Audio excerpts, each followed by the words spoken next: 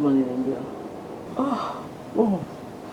Is it morning already? I need your love night and day. People learn from me and try to live a good life. And I'm asking you to take my hands now. 'Cause I'm tired and lonely. Give me love. Oh, good afternoon, madam. I'm looking for one Mrs. Afolabi. Mrs. Afolabi. Ẹ jọ̀ọ́ number ọ̀nà fún yín. Number 7. 7A actually. Oh, okay.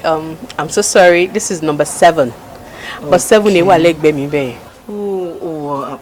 I'm sorry. Oh, no problem. Really no, it's okay. Thank you very much. You're welcome, madam.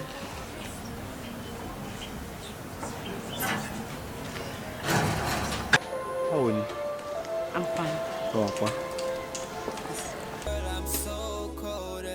How was the night? Beautiful. Beautiful. Morning, Mom. Good morning, darling. I'm dying.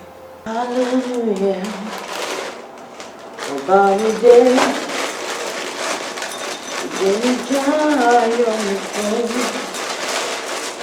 Morning, Jesus. Call me ballet. Don't forget to call me, okay? Of course, I'll call you.